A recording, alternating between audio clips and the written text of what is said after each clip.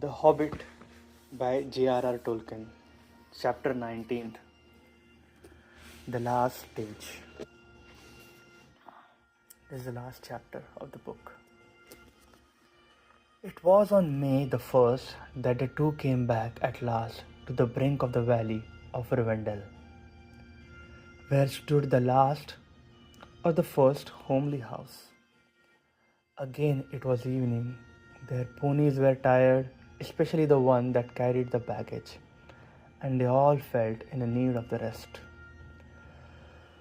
As they rode down the steep path, Bilbo heard elves still singing in the trees as if they had not stopped since he left. And as soon as the riders came down into the lower glades of the wood, and they burst into song of much the same kind as before. It goes something like this.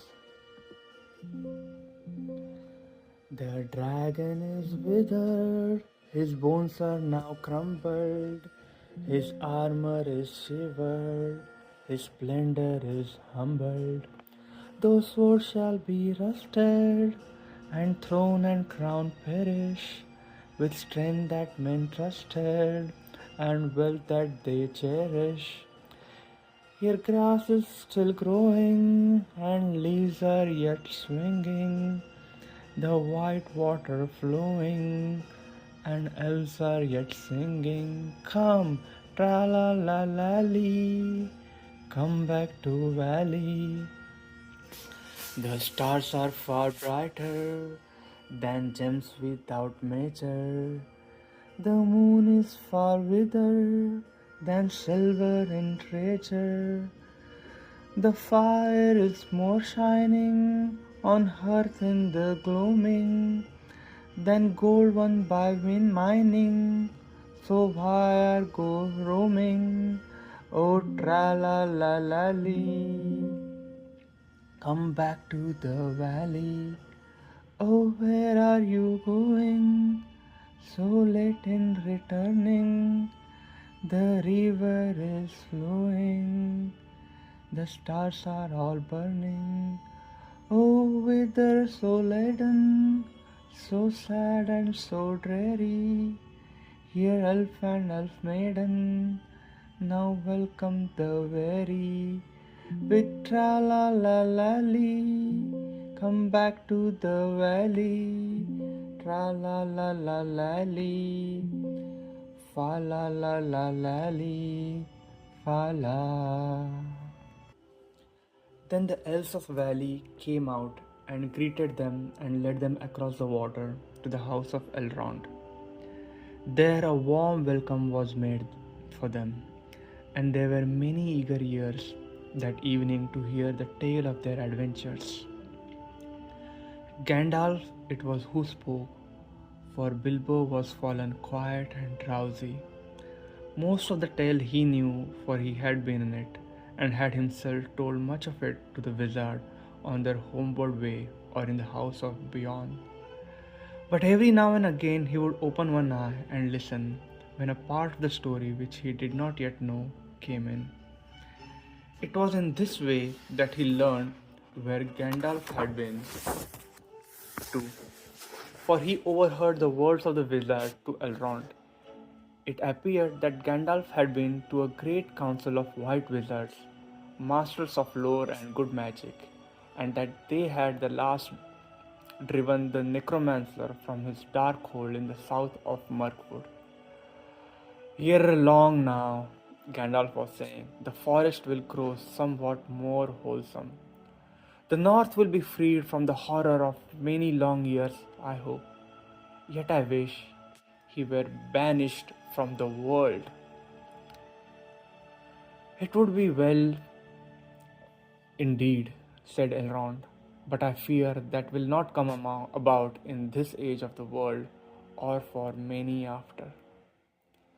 When the tale of their journeyings were told, there were other tales and yet more tales, and tales of long ago, and tales of new things, and tales of no time at all, till Bilbo's head fell forward on his chest, and he snored comfortably in the corner.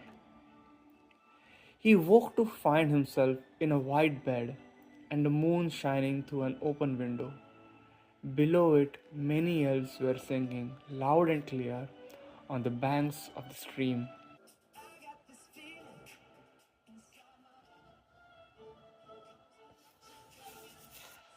Sing all you joyful, now sing all together. The winds in the treetop, the winds in the heather.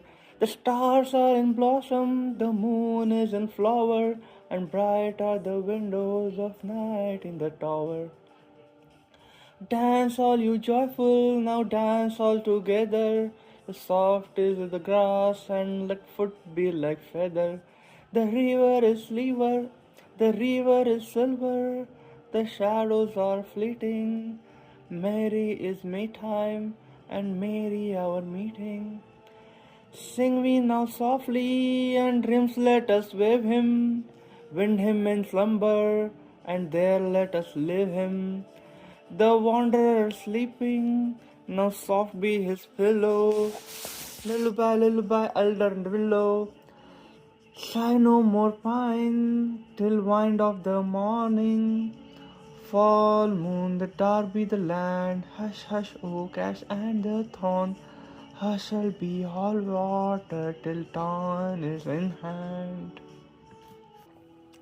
Well, merry people, said Bilbo looking out, what time by the moon is this? Your lullaby would waken a drunken goblin, yet I thank you. And your snores would waken a stone dragon, yet we thank you. They answered with laughter. It is drawing towards dawn, and you have slept now since the night's beginning. Tomorrow perhaps you will be cured of weariness. A little sleep does a great cure in House of Elrond, said he. But I will take all the cure I can get. A second good night, fair friends, and with that he went back to bed and slept till late morning. Weariness fell from him soon in that house, and he had many a merry jest and dance, early and late, with the elves of the valley. Yet even that place would not long delay him now, and he thought always of his own home. After a week, therefore, he said farewell to Elrond, and giving him such small gift as he would accept, he rode away with Gandalf. Even as they left the valley, the sky darkened in the west before them, and wind and rain came up to meet them. Merry a Maytime, said Bilbo, as the rain bit into his face. But our back is to legends, and we are coming home. I suppose this is the first taste of it. There is a long road yet, said Gandalf. But it is the last road, said Bilbo. They came to the river that marked the very edge of the borderland of wild, and to the ford beneath the steep bank, which you may remember. The water was swollen, both with the melting of the snows at the approach of the summer and with the day-long rain, but they crossed with some difficulty and pressed forward, as evening fell on the last stage of their journey. This was much as it had been before, except that the company was smaller and more silent. Also, this time there were no trolls. At each point on the road, Bilbo recalled the happenings and words of a year ago. It seemed to him more like 10, so that, of course, he quickly noted the place where Pony had fallen in the river, and they had turned aside for their nasty adventure with Tom and Bert and Bill. Not far from the road, they found the gold of the trolls, which they had buried, still hidden and untouched. I have enough to last me my time, said Bilbo, when they had dug it up. You had better take this, Gandalf. I dare say you can find a use of it. Indeed I can, said Wizard. But share and share alike. You may find you have more needs than you expect. So they put the gold in the bags and slung them on the ponies, who were not at all pleased about it. After that, their going was slower, for most of the time they walked.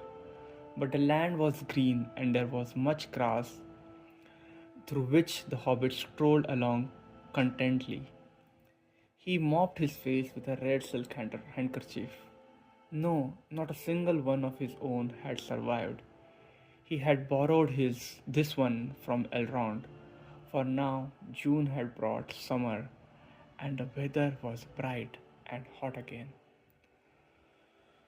As all things come to an end, even this story, a day came at last when they were in sight of the country where Bilbo had been born and bred, where the shapes of the land and the curves of the trees were well known to him and his hands and toes.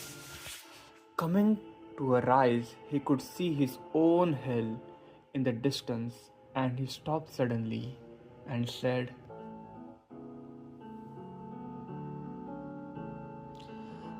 "Roads go ever, ever on over rock and under tree, by caves where never sun has shone, by streams that never find the sea, over snow by winter sown, and through the merry flowers of June, over grass and over stone, and under mountains in the moon.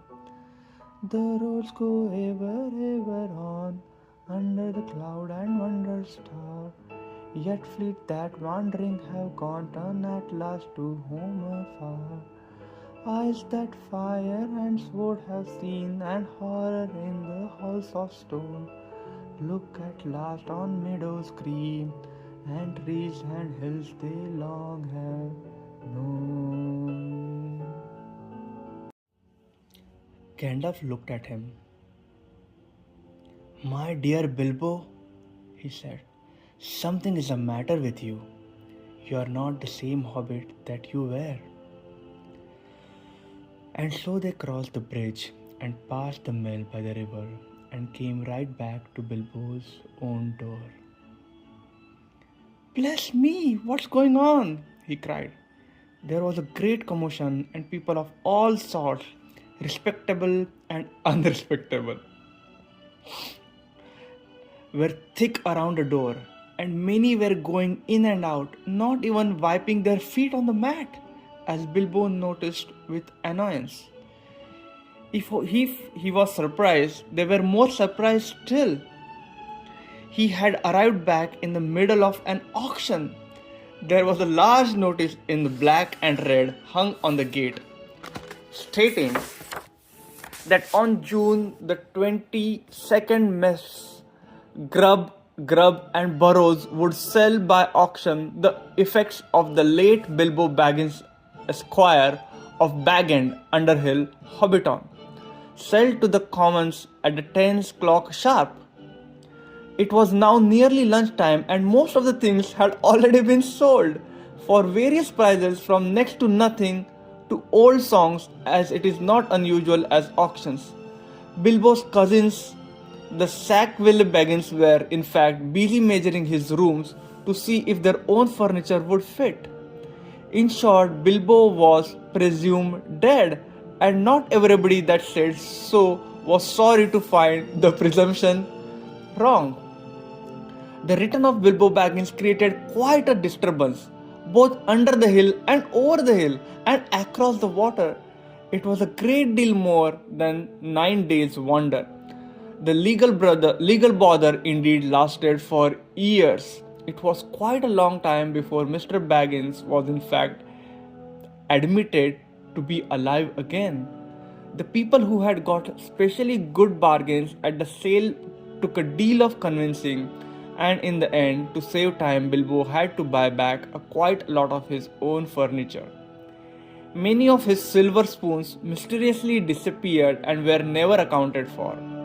Personally, he suspected Sackville Bagginses. On their side, they never admitted that the returned Baggins was genuine, and they were not on friendly terms with Bilbo ever after. They really had wanted to live in the nice hobbit hole so very much. Indeed, Bilbo found that he had lost more than spoons. He had lost his reputation. It is true that forever after he remained an elf friend and had the honor of dwarfs, wizards, and all such folk as ever passed that way, but he was no longer quite respectable. He was in fact held by all the hobbits of the neighborhood to be queer, except by his nephews and nieces on the Took side, but even they were not encouraged in their friendship by their elders. I'm sorry to say he did not mind. He was quite content, and the sound of the kettle on his hearth was ever after more musical than it had been even in the quiet days before the unexpected party. His sword he hung over the mantelpiece. His coat of mail was arranged on a stand in the hall until he lent it out to a museum. His gold and silver was largely spent in presents, both useful and extravagant, which to a certain extent account for the affection of his nephews and his nieces. His magic ring he kept a great secret, for he chiefly used it when unpleasant callers came. He took to writing poetry and visiting the elves, and though many shook their heads and touched their foreheads and said, "Poor old Baggins," and though few believed any of his tales, he remained very happy to the end of his days, and those were extraordinarily long. One autumn evening, some years afterwards, Bilbo was sitting in his study writing his memoirs. He thought of calling them There and Back Again, a Hobbit's Holiday. When there was a ring at the door, it was Gandalf and the dwarf was actually Balin. Come in, said Bilbo, and soon they were settled in the chairs by the fire. If Balin noticed that Mr. Baggins' waistcoat was more extensive and had real gold buttons, Bilbo also noticed that Balin's beard was several inches longer and his jeweled belt was of great magnificence. They fell to talking of their times together, of course, and Bilbo asked how things were going in the lands of the mountain. It seemed they were going very well. Bard had rebuilt the town in Dale, and men had gathered to him from the lake and from south and west, and all the valley had become tilled again and rich, and the desolation was now filled with birds and blossoms in the spring, and fruit and feasting in autumn. And Lake Town was refounded and was more prosperous than ever, and much wealth went up and down the running river, and there was friendship in those parts between elves and dwarfs and men. The old master had come to a bad end. Bard had given him much gold for the help of the lake people, but being of the kind that easily catches such disease, he fell under the dragon's sickness and took most of the gold and fled with it, and died of starvation in the waste deserted by his companions. The new master is of a wiser kind, said Balin, and very popular, for of course he gets most of the credit for the present prosperity. They are making songs which say that in his day the rivers run with gold. Then the prophecies of the old songs have turned out to be true after a fashion, said Bilbo. Of course, said Gandalf, and why should not they prove true? Surely you don't disbelieve the prophecies because you had a hand in bringing them about yourself? You don't really suppose, do you, that all your adventures and escapes were managed by mere luck, just for your sole benefit? You are a very fine person, Mr. Baggins, and I am very fond of you. But you are only quite a little fellow in a wide world after all. Thank goodness, said Bilbo laughing, and handed him the tobacco jar. That ends the book and our journey of the reading of The Hobbit by J.R.R. Tolkien. I hope you enjoyed it, and thanks to my friend for giving me this book as a gift. I really enjoyed reading it. Bye.